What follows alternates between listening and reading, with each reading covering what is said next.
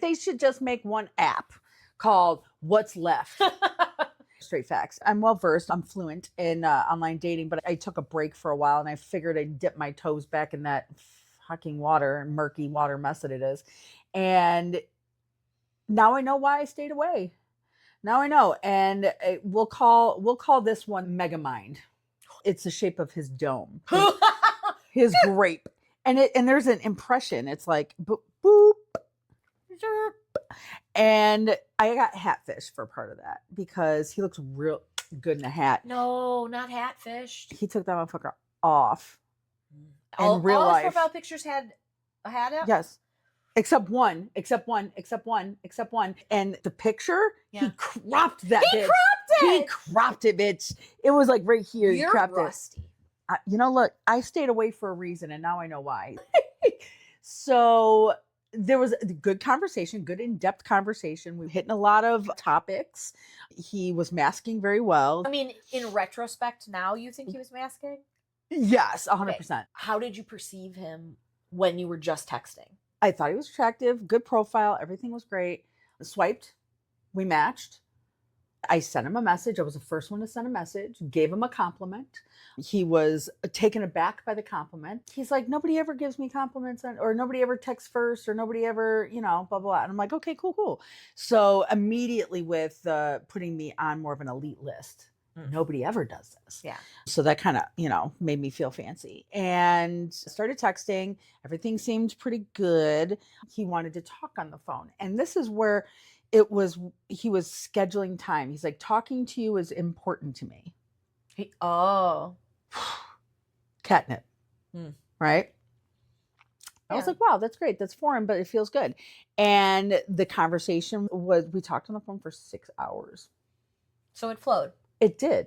And interesting. Did it get romantic? And that was another turn on.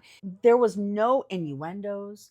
There wasn't even a whisper about a dick pic. He didn't want to know my bra size. And it was all authentic conversation. We had discussed going and meeting in person sooner rather than later. And I was excited because he took the reins on that. And that's not a thing either. When you're in the, let me know, ladies, if you share this, if you're on the online dating scene. Or gentlemen. Whoever. We want you to watch this too. So we care about your dating experience. So I was excited. I was like, oh, he's planning it. And that's a natural leadership that I find attractive. Yeah. When it comes to the dating world, I don't want to be in charge at work and then in charge in the dating world. Listen, anytime a man is like, I too will do mental work. I'm like, yeah, you will. I love the taking the initiative. It's great. And, I asked him just to giving him a little throwing of control. And I was like, is there any expectations for wardrobe? And he was like, wear what you want to be seen in. Okay. And that one took me for a loop. So I was like, okay, homeless chic it is. And he said, you're a funny girl. This is where I am starting to see red flags. Yes. Personally. I still thought there was banter. I see why you think that. But my tolerance for ick is starting to click. I can't do it. I like to almost look at them as if they are an experiment. I wasted some time, but it was very entertaining for me. And I got dinner. Okay, so at this point, we are going out to dinner. Uh-huh. We are wearing what we want to be seen in. We are a funny girl. We're funny. And where am I funny? Am I funny to you? And Joe Pesci over here is not seeing any red flags yet. I think because when you hear the actual red flags, you will now realize that those were pink flags. Those were to you they're red flags, yes. Well, but to me, that's where your tolerance for this nonsense is just higher. Yeah. And the benefit of the doubt was doubting. I can do maybe a 5K in tolerance. And you're out here training for a half marathon. God bless. Not me. I've run my 5K. Here's where he lost me. Where would you want to be seen in? So whatever the male gaze would like. I think he was trying to portray alpha. Yes. And at that point, you were still kind of into it. I kind of into it. You know what I mean? Because he had hatfished you with his mastermind. So Yes. you were still into the package. Yes. He had Not that package. But yeah, I think I had not yet seen him. This is, you know, we're still texting. And like I said, all these the pinkish red flags were peppered in by a lot of other good things. Yeah. You know, he was really good at that. And then here we go for the date. Okay.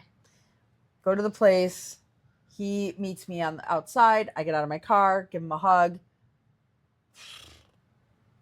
First thing he says, "You're shorter than I thought." So basically, the minute you got out of this vehicle Mm-hmm. and this man commented on your height, Mm-hmm. the icks had begun. They had started to on a low simmer. And so you called him an experiment before? Mm-hmm. So would we call this an experiment? An expedition? An experiment? Yes. Yes. An exploration? An exploration. So at this point, it's science. You're like Jane Goodall I'm saying amongst the apes. I am a Jacques Cousteau of the Icks. Ha Deep sea ick diving. That was good. I liked it. Deep sea ick diving? Fuck off. How about deep ick diving? Deep ick diving. No, because then they're going to say it's dick diving. Where's the lie? I know. It works on a lot of levels. You're welcome. This bet. So that's when this started. I want raw data now. Just Okay, lay out the icks. Give me the. So we had touched a little bit while we were talking about, you know, having that being hyper independent. Now, in my personal experience, I put myself in a hyper independent role because I was hyper dependent in my past. So I kind of course corrected. Yeah. I'm proud of my independence. He brought it back up. So you had said you were hyper independent. You know, that's not really attractive to men, right? When women are hyper independent. Tell me at this point, you knew. This is full on. Now I'm no longer in the romantic field with this person. Now I'm in the exploration field. So you stopped being that lady from Chimp Love Yes. that wanted to hug and cuddle the chimp. Correct. And you became the Jane Goodall, and you're like, let me step back and observe. Yes. What will this gorilla? I was do in next? field work, bitch. Got I was it. writing notes. Okay. I saw this from a completely different All right. perspective. Hit us with the data. So I was like, what? Hyper independence is not. Well, that's when that's when women are over masculine. And that to a straight hetero male, like a hetero male. Did he say that? Yeah. Hetero male? Yeah. Like a straight man. Is I what he know said. it like annoys me that he's like a little woke. Like I get what you're saying. And that is the thing. It was like, he was like, I'm good. He took me on a roller coaster, bro. It was wild. And I think it was crazy because then I was like, well, why do you, he's like, but not in your way. I think that if more women who were hyper independent came at it from a perspective like you, it would be a different story. What perspective is that? Where they built it out of necessity. So he's like, it doesn't count because you're too poor. Like I'm poor. you're Yeah, poor, I'm poor. or you didn't have a man to support you, so you had to resort Correct. to the tragedy that is hyper independent. Correct. The eye, mouth, eye. That's the what face. So another ick, I disclose what I do for a living. What do I do for a living, Tracy? Prostitution whore. She's a dog trainer. I'm a dog trainer. You work with bitches. I do. And he says to me, oh, that's such a womanly job. Women love animals. People with souls love animals. People with they're empathetic, love animals. Compassionate people, nurturing people. Also, okay, you know what? I'll give him this: bear over man. So maybe that was where he got. Oh, thank you for that segue, Trace.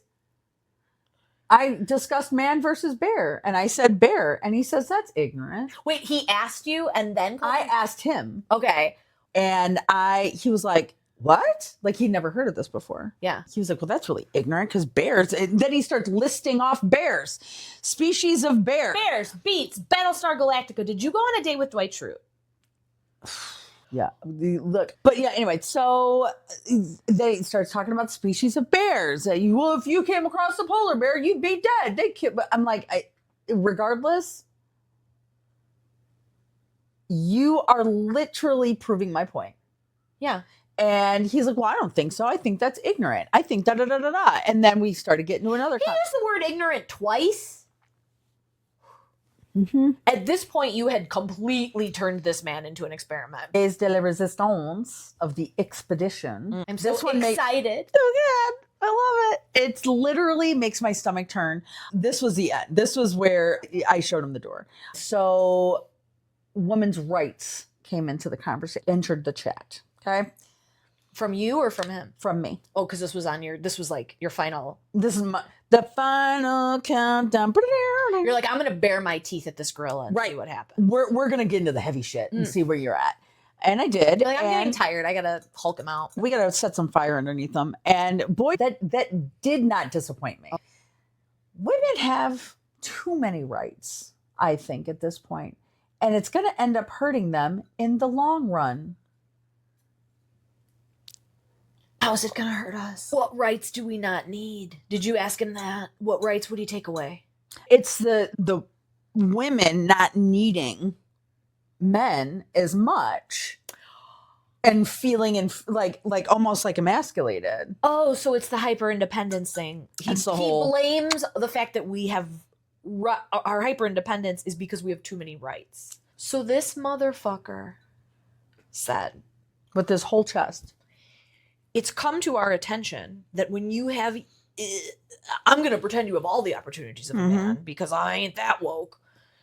But so when you have all the same opportunities as us, you don't need us anymore. The problem is you have too many opportunities. Do you hear yourself? Oh God, can we text him and ask his opinion on DEI? I would fucking love it. Tell me why you can't get. Do you talk about DEI? No, but now I'm like, oh yeah. And this is the fucking shit. This is why I spend so much time with this person. This is why you were behind enemy line. I was doing a reconnaissance mission. The Lord's work. The Lord's work. I was like, tell me more about that. You are you are the entire problem. The entire problem. I mean, he said it with his whole chest. The problem with women is you don't need us, so we should take away your rights so you need us again. So you do need us. Was there any piece of you that was worried he would like wig out? Like if you pissed him off enough? I would say close. The only time it became very kind of shaky was after the women's rights thing. Yeah. When I was challenging him a little bit on it. Yeah. And he was like, his voice went up a couple octaves. And the fact that I acknowledged that, I was like, oh shit, you're actually getting a little bit dysregulated. You went behind enemy lines and then you were fucking mean. Yeah. My baby. You're rubbing off on me. Oh my God. I'm talking about backs getting blown out and this bitch is harassing men to their faces. This is the power of podcasting, guys. It's the power of friendship. It's the power of family. Do you think maybe you're being too hard on him and your standards are just too high? People are like, what podcast is this all of a sudden? I know, right? It's Freaky fucking Friday right now. Fuck. I mean, yes, I feel like they should be too high, but then how do we learn to have high standards? Well, I was joking, and I think he's a piece of shit. But in general, you're right. Where did we learn? Where did we learn those high standards from? Those high standards. That's a really good question. Who made the blueprint? Where did we watch? What movies? What shows? What things did we enjoy growing up that kind of like, you know what we should do? Fed us. You know what we should do? What? Have a podcast about it. Oh my God.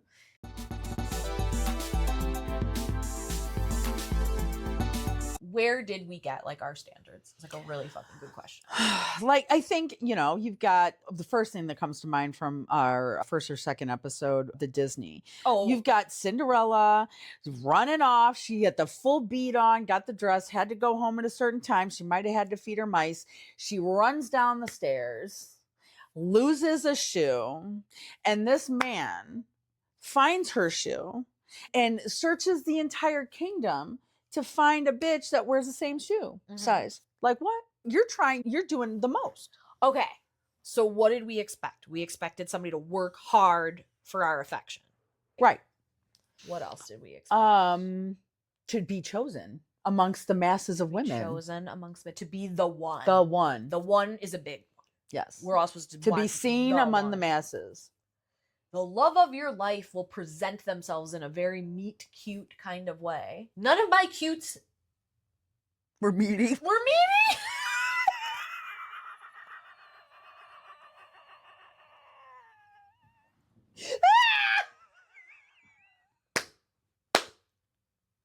Oh my god. You sound like a car from the 50s. None of your cutes were meaty. None of my cutes were meaty. None of my meats were cutie. I don't know. Okay, so Right. did the one totally buy that. That is what I thought it was going to be. Mm-hmm. Soulmates, twin flames. Shining beacon of light, and the sun comes out. Bitch. There's a scene in the movie West Side Story Mhm. where they like see each other at the dance and everything else, which in the 60s, this was like a visual fucking effect. Of course. They blur everything out And they're except just for the each two other. of them, and they just know. Love at first sight. Yeah. Yes. Bitch, yes. Love at first sight. Love at first sight. Expectation never been met. Love Actually.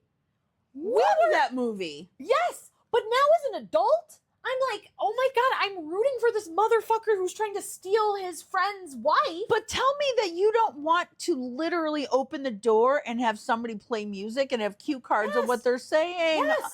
What? But in real life, I think I'd be like, what the fuck? Yeah, that's creepy. Like, I think that's why this was not a thing when it was like a little bit when I was in high school, but now it's huge, like promposals and like asking Mhm. people to homecoming.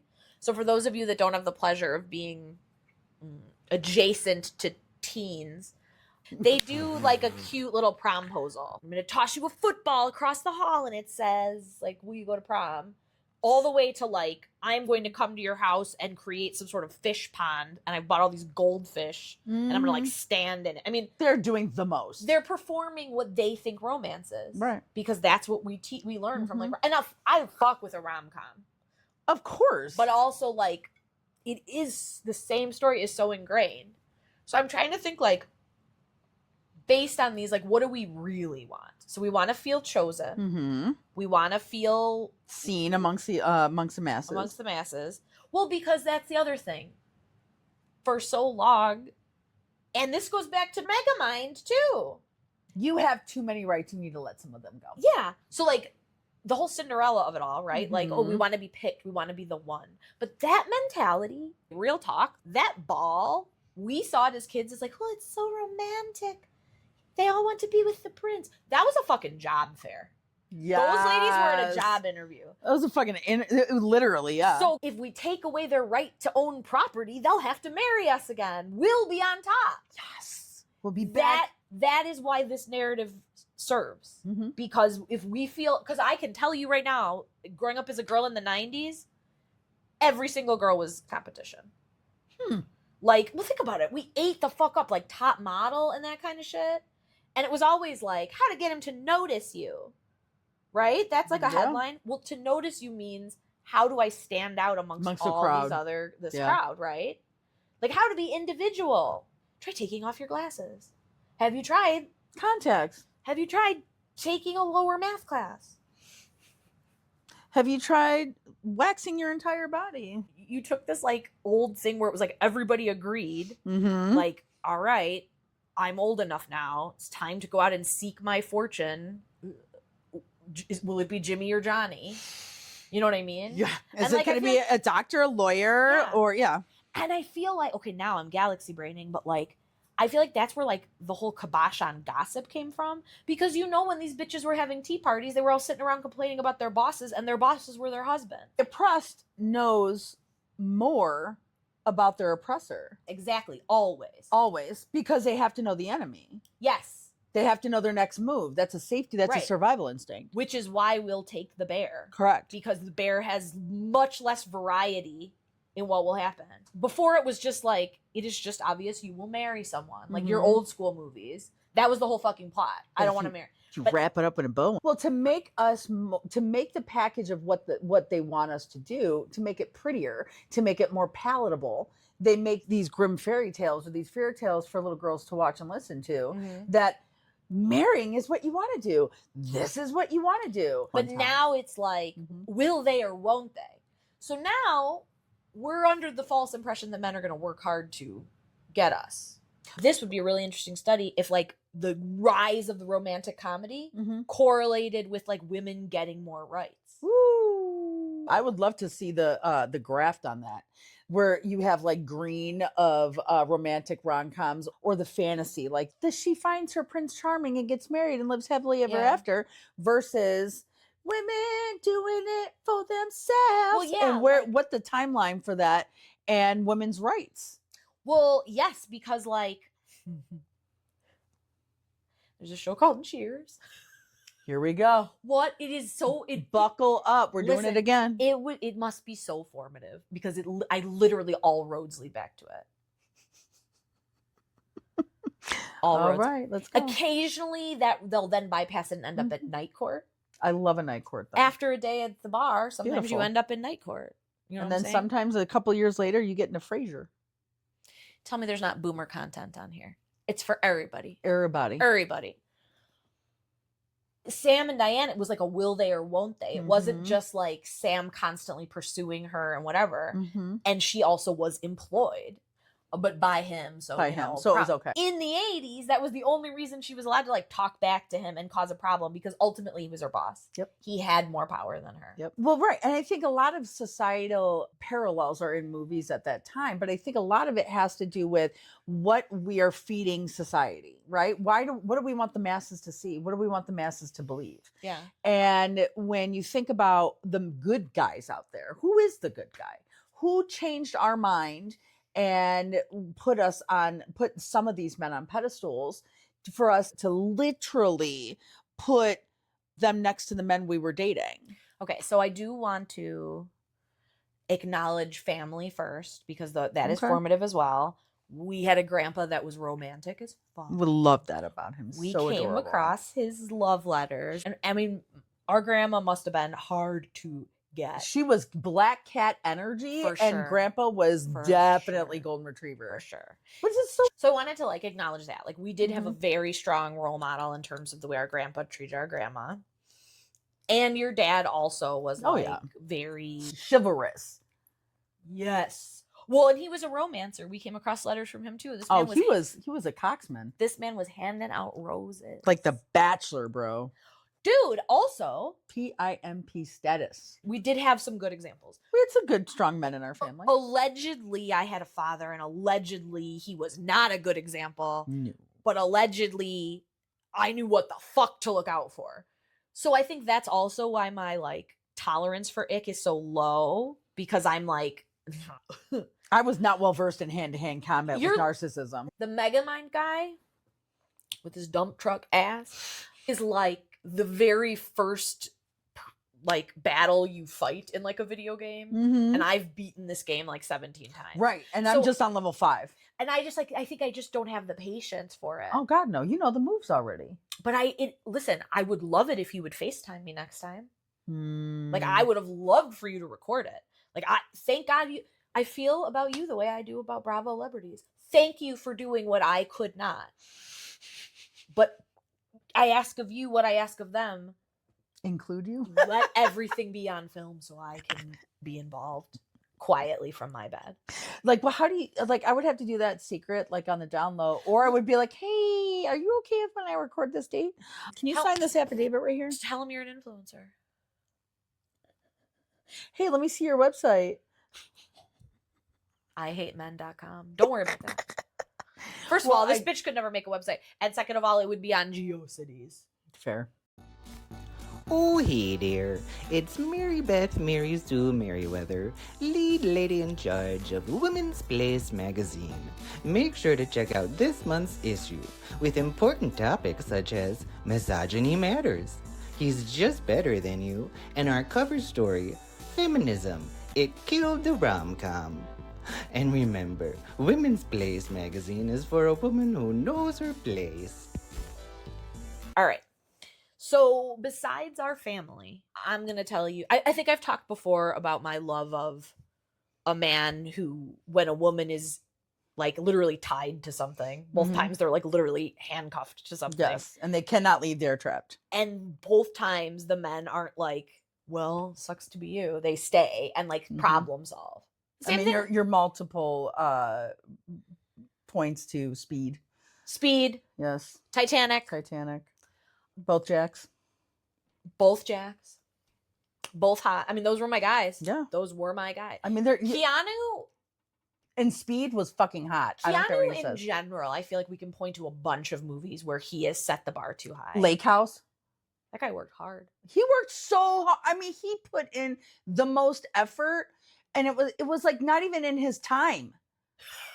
Like, where is she? You're in two different times, and you were doing Because see, this is what happens when you just talk online. You romanticize them. he planted. Oh my god, I can't. So It's this is the time good. travel with Sandra Bullock. Yes, Sandra Bullock. we love her. This is becoming a Sandra Bullock stan podcast because we've gone off about Miss Congeniality. Mhm. We're talking about the lake house. Fucking Speed. I'm going to take it to Sandra Bullock even further. Sandra Bullock is the reason that I have high standards. Yes. And not in her personal life, bitch. She got done dirty. Yeah, she You did. know where she doesn't get done dirty? On the screen. Heartbreak feels That- good in a place like Yes, this. it does. That silver screen does her right. Sleep. Bitch, I was going to say sleeping with the enemy. How Freudian of you. Are No. you talking about while you were sleeping? Bill Pullman. Such a green flag. Green, Walking green flag. covered in them. So for those of you that don't know while you were sleeping because you've been living under a rock Or sleeping. or you're just like young. Or you're like just young, whatever. Set in Chicago, Sandra Bullock plays, I say this with kindness, but a sad sack. A very cute sad sack, but hidden under a lot of sweaters. And she works for the L and Peter Gallagher, an actor that you can Google. Beautiful eyebrows. He's got epic eyebrows. Epic eyebrows. Sandy Cohen from the OC, same guy.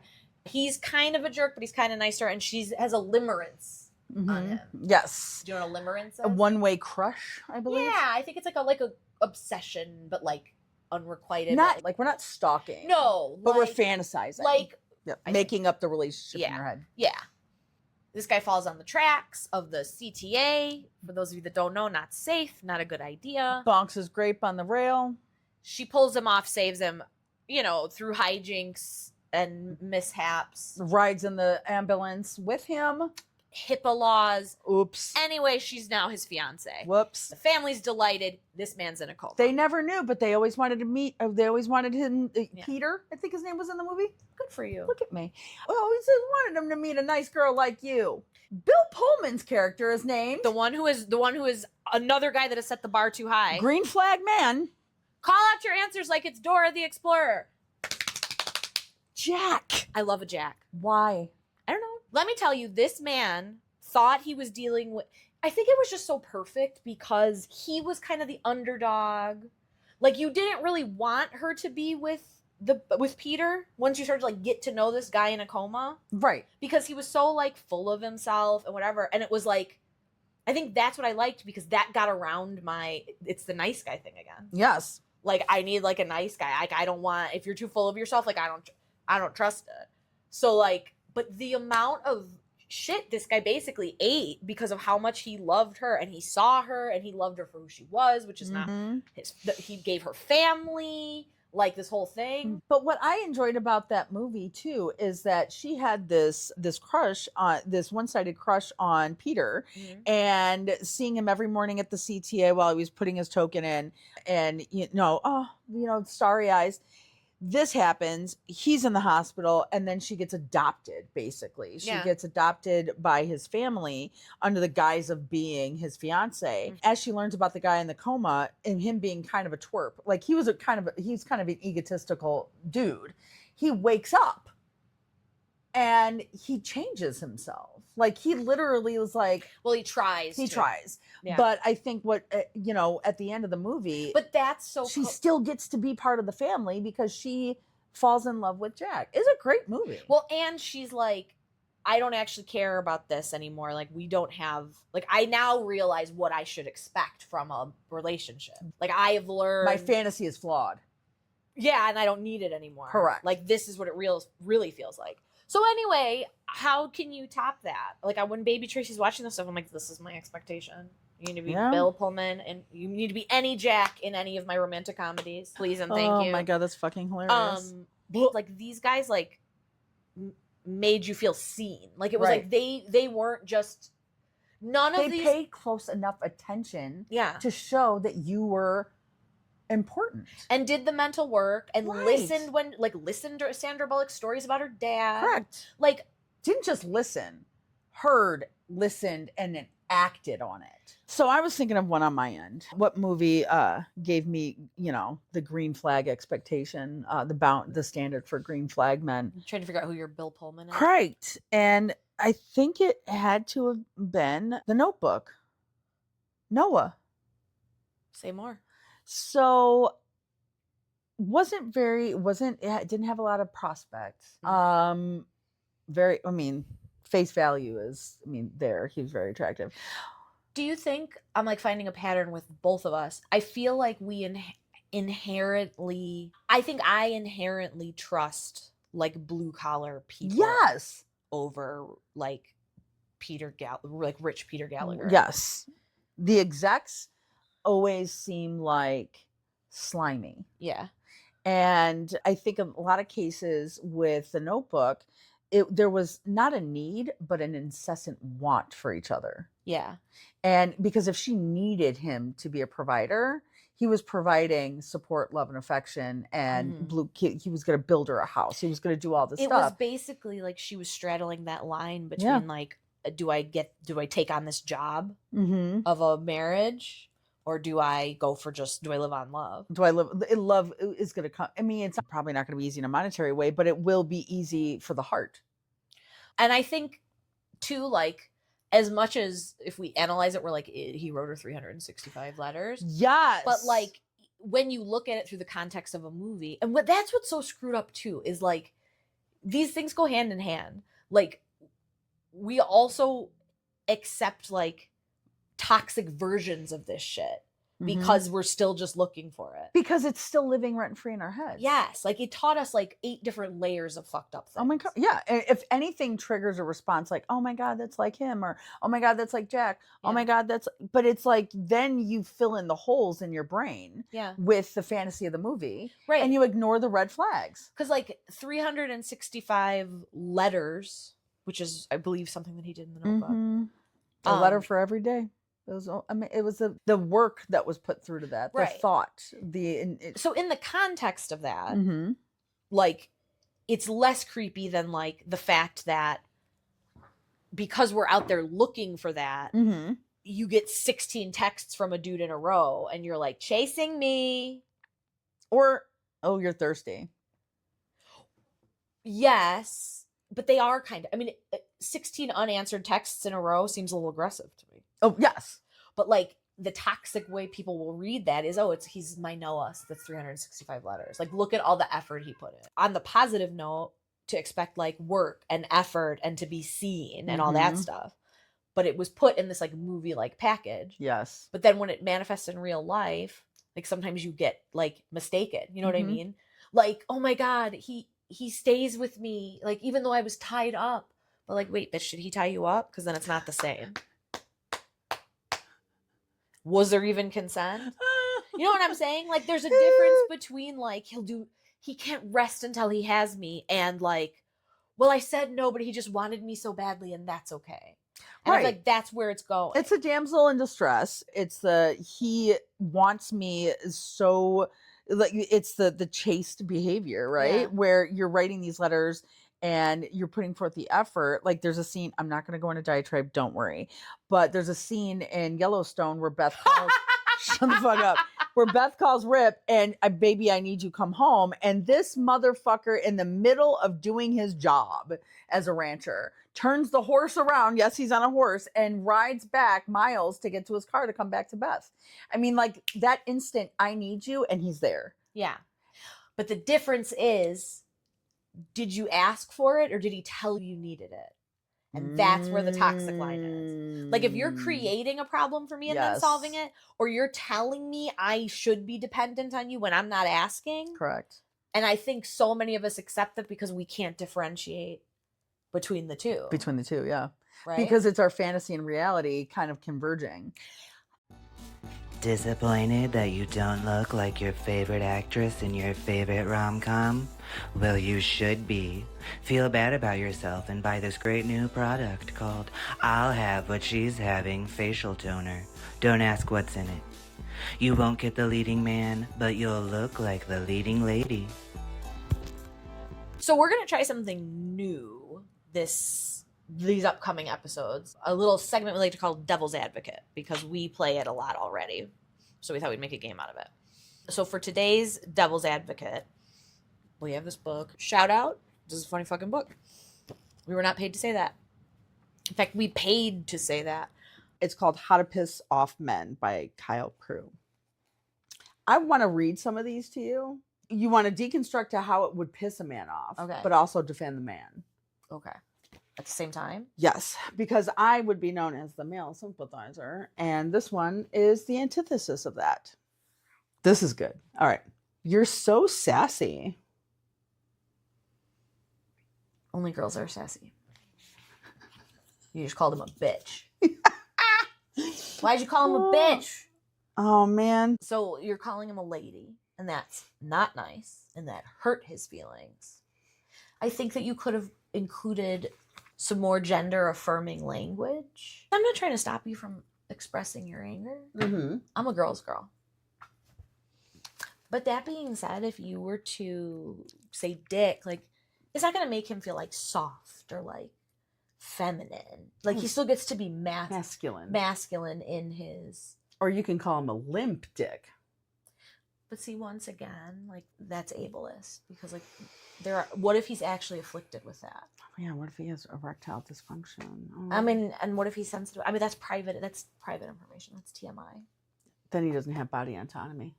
It's not his fault that his limp is dick. His limp is dick.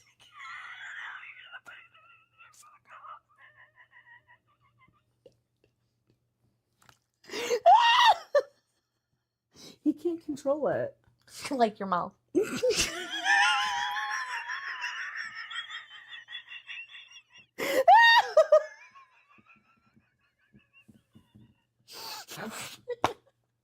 I mean, what if his body works differently? Like, you're gonna be taking a really mean shot at him.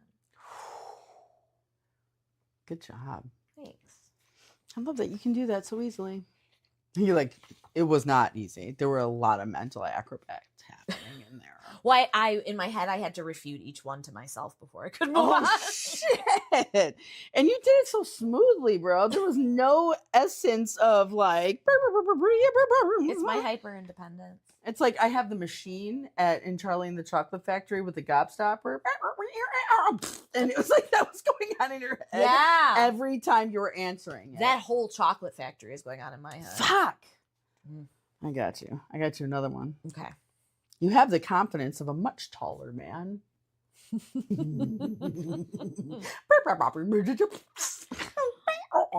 Okay. So that's funny because they don't like to be short. Mm-mm. And they don't like the insinuation that they don't deserve their own confidence that they have. So really, that was a two-pronged attack. And it was an observation about them that didn't have a compliment in it. But like not one. But like kind of did, because she called you confident. Mm-hmm. So like you're very off kilter because you hate her. But she called you confident and you liked that. It's very fucking confusing. Literally fed him a turd covered in chocolate. Yeah. Now you want me to defend it. Yes. That's body shaming, first of all. Like who wins in that scenario? Like all short men are being hurt by this, what you're saying? What if a child overhears you say it? And they're short. You're diabolical. Growth hormones? Is that what you're advocating? I mean, that's, if you can live with saying that. I couldn't.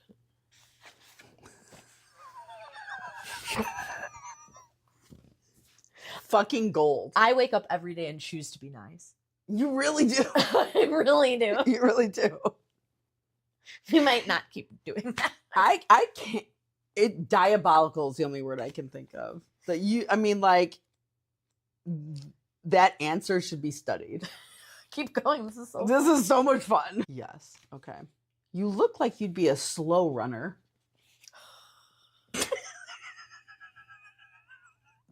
Oh my God. Do you want to hear the context? I just can't wait to say it to people. Oh my God, you look like you would be a slow runner. I mean, bitch, I do too, but you know. Okay. Say this to a man when you want him to leave at as greatest possible speed. I need you to take a hop, a skip, and a jump the fuck out of my face. Okay. Now you have to deconstruct it, and then I want you to defend it. Well, I mean, isn't it obvious? You have questioned his athletic prowess, and you've indicated it by looking at his body, Mm-hmm.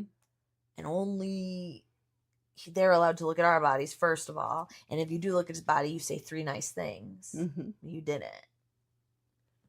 You just made it a stone cold observation that based on the way this motherfucker looks, I'm going to make an assessment about your athletic ability. That's literally what they do to women on a daily basis. Like, you have gray hair. I'm going to assume this about you. You have a vagina. I'm going to assume this about you. You're a short king with the bald pat with the receding hairline. You don't look like you can kick up dust real good. I was literally listing things they think about women, and you're like, I'm just going to roast a guy. Freaky fucking Friday. This is why it's called. And she went for the Devil's short. Advocate. Went to the short. Okay. Devil's Advocate. Read it to me one more time. This is great. You look like you'd be a slow runner. Okay, so what if he is? What if he had cerebral palsy? What if his brother had cerebral palsy? What if he used to get made fun of all the time growing up because he used to be fat? Women experience this kind of discrimination all the time. And it is astounding to me that anyone would advocate that we just fight fire with fire. That is like so not feminine, so not what a woman should do. Jesus would tell us to turn Jesus, pure symphony. Keep going. This is fucking amazing. It's so easy. You make it look so easy. These are fucking gold. Are those bowling shoes? Bowling shoes! Bowling shoes is crazy. It's wild. Wild. Okay, not bowling shoes. Anything but bowling shoes. Oh my God, where to begin? Bowling is the least masculine sport. It literally, all I think is Kingpin. The fucking 3 hairs.